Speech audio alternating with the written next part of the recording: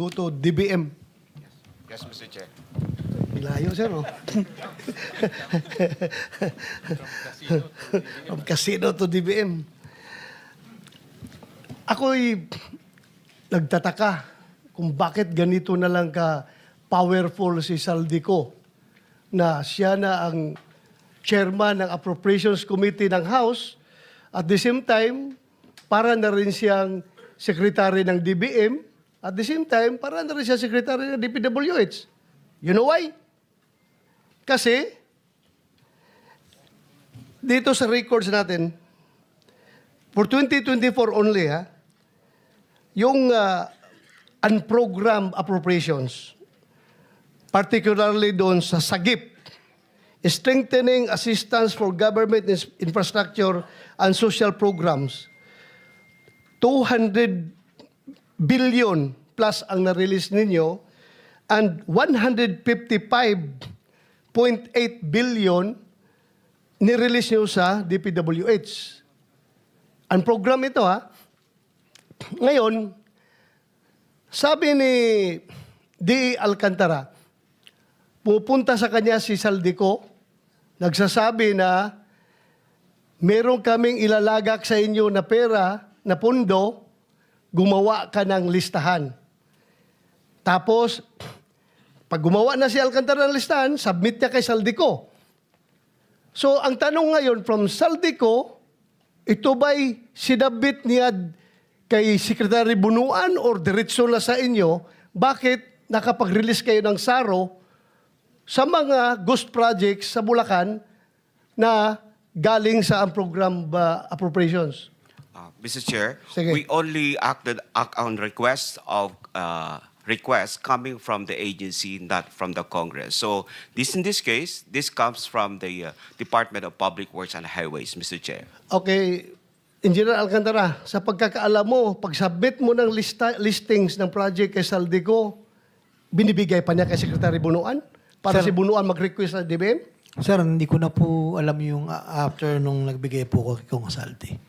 Hindi ka nagtanong? Hindi na po ako nagtanong. Basta sa kanya ko lang po pinapasa by Viber po. Okay, so assuming na ito ay sinasubmit ni Saldico to Secretary Bunuan being the head of, tama ba sabihin ko, head of procuring entity si Secretary Bunuan in this case? No, Mr. Chair, No. he is the head of the agency. Head of agency. Kasi isasubmit niya ito sa inyo in the form of agency budget. Special budget request. Ano? Special budget request, Mr. Chair. Special budget request. Isasabit sa inyo. Ngayon, pag nag-certify ang Bureau of Treasury na merong available funds, magbigay ka agad kayo ng SARO para dyan. Correct? Mr. Chair, of course, based on the request, we will evaluate and then kung titignan namin, Mr. Chair, kung there's available excess revenue because an program fund could only be unlocked if there is an excess revenue certified by the Bureau of the Treasury. Correct. Oh, so kaya nga ako'y nagtataka. Imposible magawa ito lahat ni Saldico na walang kakunaybans dyan sa loob ng DBM. Mr. Chair, I don't think so Senator na mangyari ito. Bigyan pa ng additional 1 minute or 2 minutes additional? 2 minutes, sir. 2 minutes, sige. Last, 2 minutes, sige. Yes, Senator Win. Nag-interject ka naman sa akin, so ako. Kay Engineer Alcantara, pag nagsasubmit kayo ng project, meron bang feasibility, flood control, feasibility study, detailed engineering, coordination to the local government, isang mahabang listahan, meron bang ganun? Wala po. Just title and amount po. Actually po, nanggagaling po sa mga sections. Dahil may mga identify na po kaming location, mga karuktong po ng mga nasimulan. So po. walang feasibility study? Meron pong bayan na meron na pong feasibility. Pero yung sinabit nyo sa, yung mga sinasubmit nyo sa unprogram, yung mga typical lang. Title and amount lang, Your So Honor. walang feasibility study, walang detailed engineering, kasi Yes, Your buo-buo Honor. siya. Title and amount lang. Yun nga sinasabi namin, Yusek Toledo, these are not shovel-ready projects. Bakit nalabas yung pondo kung hindi siyang shovel-ready projects? Yan ang nanggaling na kay Engineer Alcantara. Mr. Chair, we have a certification also coming from the agency that is ready for implementation based on the forms and even the submission and even our documents will show you. At the same time, Mr. Chair, given that yung under the administrative code, sila po dapat ang may mandato to identify, plan, secure funding for programs, design, construct, or undertake pre-qualification bidding and award of contracts of public works projects. So, mean to say, sila po talaga ang napakadali lang. mag-identify, Ang, Mr. Chair. ang tanong dito, napakadali lang. Bakit ang bilis ninyo makapag-release ng SARO galing sa program funds? Yun lang ang tanong namin. Anong influence meron si Saldico sa DBM? Bakit kapag siya ang naglagak ng pera, particularly sa first district ng engineering district ng Bulacan, bilis kagad na isyuhan nyo ng SARO? Mr. Chair, we don't know what is the Congressman Saldico as far as 5.1. the influence niya sa project. Because that is already Hindi ako by nagtatanong. agency po. Hindi ako nagtatanong ng influence sa project sa inyo, Wala sa po. DBM. Wala Bakit po. approve kagad? Mr. Chair, we only follow what is being Or prescribed by the guidelines. ganito. Baka hindi ay ikaw nilalapitan. Baka yung boss mo. We don't know that. Ha? I don't know with the chair. Ganito lang. Bakit nagwa-wonder ang Pilipino? Bakit ang bilis ninyo makapag-issue ng SARO doon sa mga unprogrammed projects na nagiging ghost projects? Itong tanong talaga eh. Ito ang tanong. Bakit ang bilis ninyo makapag-issue? Sabi nga ni Sinwen, that should be, ang standard nyo is shovel ready. Meaning, pag issue na ng SARO, pag-implement, tabol kagad, pala, ganon. Oh, ito'y ghost projects. O paano kayo nakakaroon ng shovel ready na ghost ang napuntahan? We don't know Ano about, ito? Mr. Chair, we don't know about the ghost. Kasi ghost project could only be determined once it's not being approved as one. The example, hindi namin malalaman, Mr. Chair, kung ghost siya o hindi. Kaya nga, Pero yung as to preparation or submission po ng budget, ang nanggagaling lahat po dyan because we have also charter to follow na kung hindi namin i-release based on the request at nag-comply lahat po sa requirements, then kami naman po ang mananagot. So, based on our charter, we follow what is in our charter and of course, release the document based on on that charter, Mr. Chair. So, meron po kami sinusundan talaga, Mr. That is published in our website. Alam mo, kung gusto, maraming dahilan. Kung gusto, maraming paraan. Pag ayaw, maraming dahilan. Alam mo, pareho tayo na sa gobyerno, gusto sana namin mag-cooperate kayo fully. Bakit ganito? Let us, please help us to answer the question why. Hindi lang question ko yan. Question ng taong bayan. Kung bakit kapag mga project na gusto ni Saldico, ang bilis ninyong maka-issue ng SARO. Yun lang akin, ha? Ay, hindi kita pinopolt, Mr. 10 seconds. Yusek, ha? Hindi Senator. ikaw ang may kasalanan. Hindi kita pinopolt dito. Oh, you have now 5 seconds. 5 seconds, sir. Nagtataka lang ako, bakit ang DBM ang bilis maka-release ng SARO para sa mga request ni Saldico?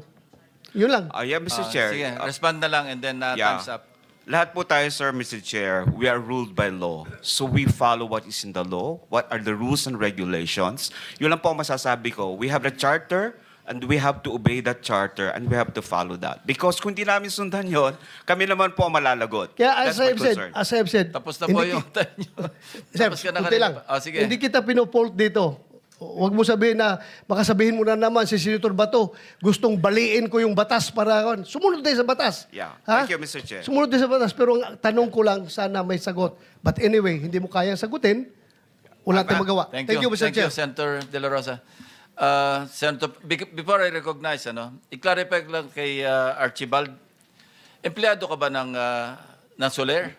Hindi po, Your Honor. Paano ka napupunta doon? Paano ka nakapag-influence ng ganon? Ako po ay matagal na pong naghahanap buhay po sa Anong job description mo? casino po. Sa casino po. Specifically, anong job description mo? Nagbabuy and sell lang po kami, sir. Your Honor. Anyway, sige, never mind. Sige, Senator Pangilinan is recognized. Thank you, Mr. Chairman. Ang una kong tanong ay sa COA. Nasaan ang COA?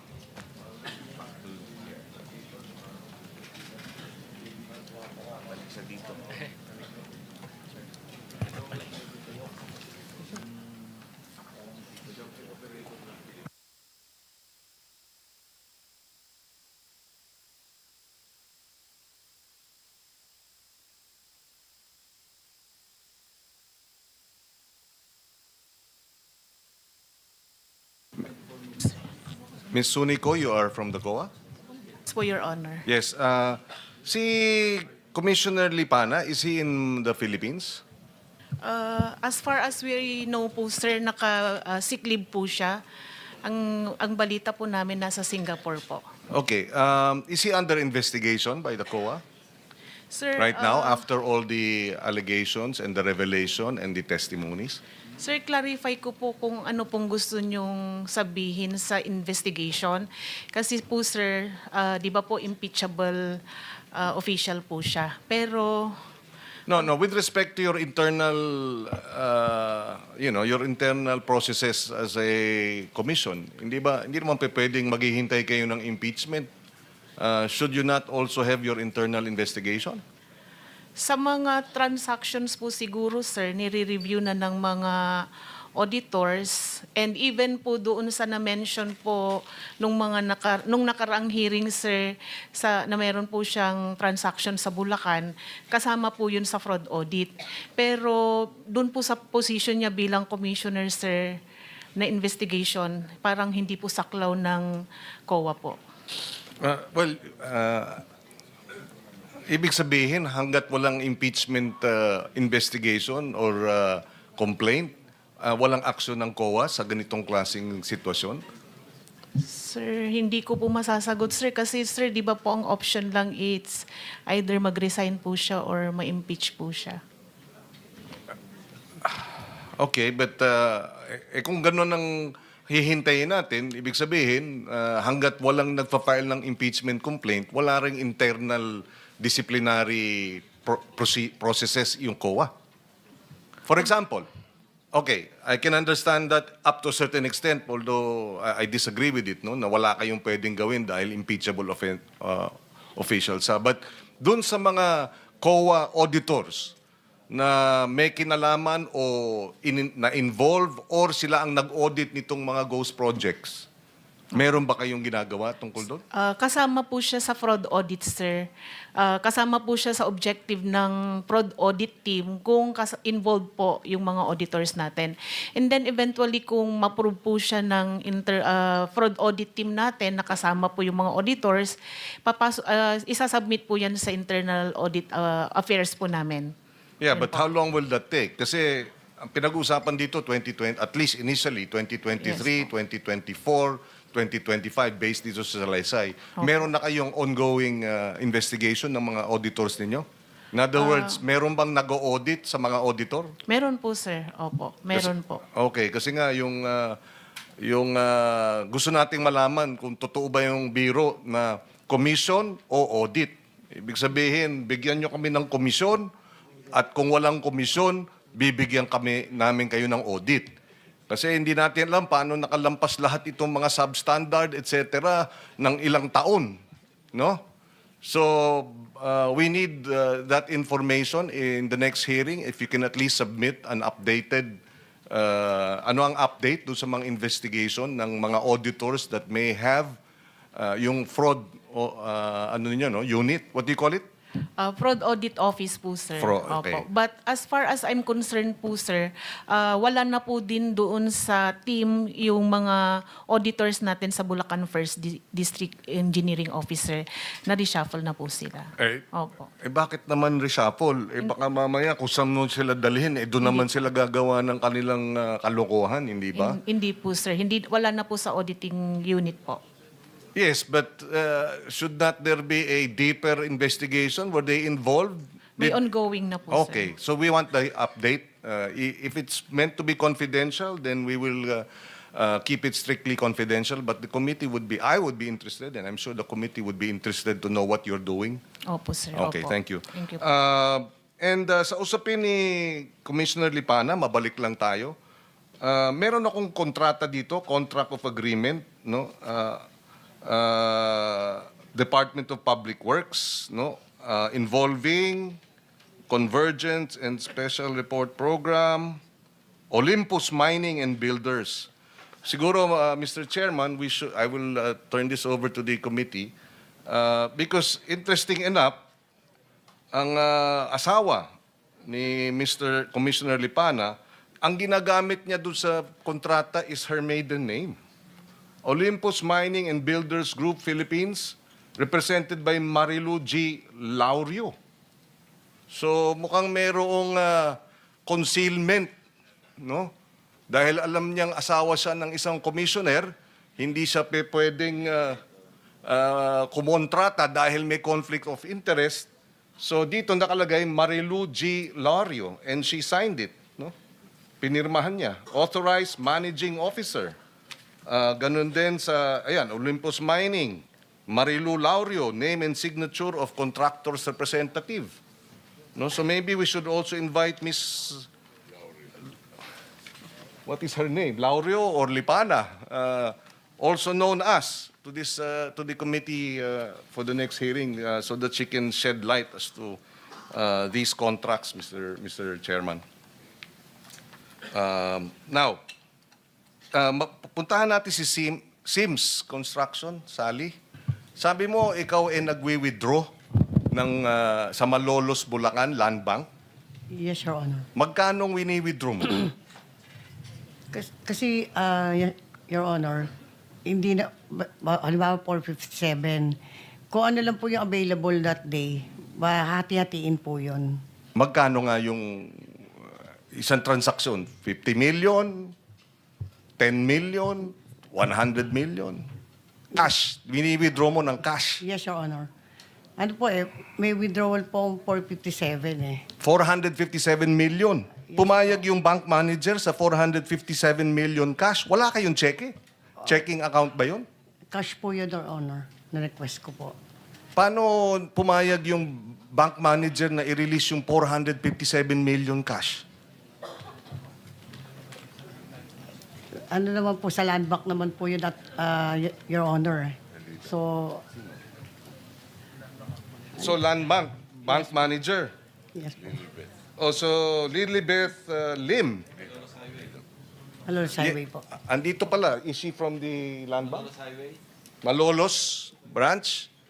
Ma'am, can you join us? So, may arrangement ba kayo, Sally, sa bangko para pumayag sila ng may malaking transaksyon na gano'n na ilalabas? Hindi po, Please come forward, ma'am. Yun sa land bank.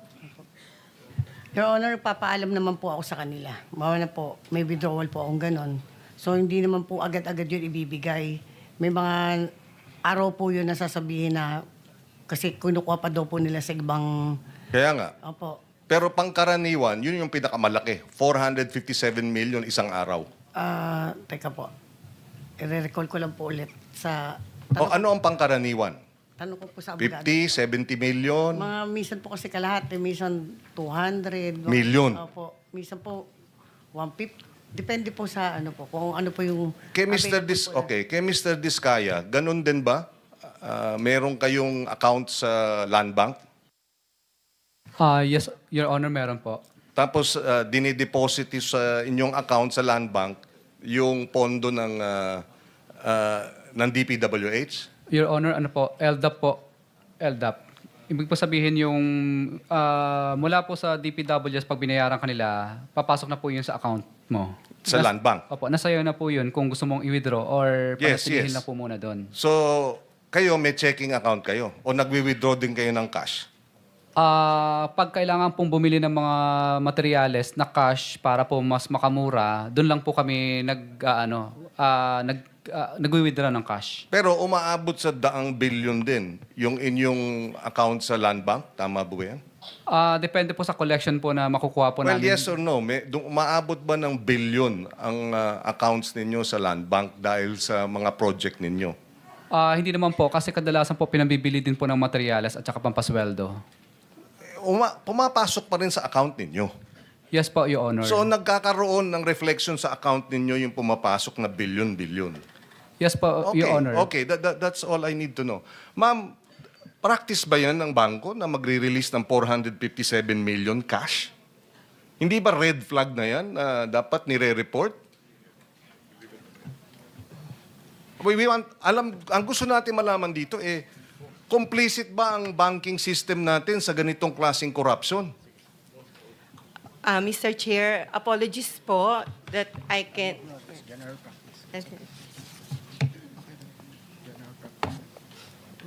Kindly stand up, ma'am, so you can administer your oath. Do you swear or affirm to tell the truth, the whole truth, and nothing but the truth in this proceeding? Yes po. Your Thank you. You may take your seat. Please proceed.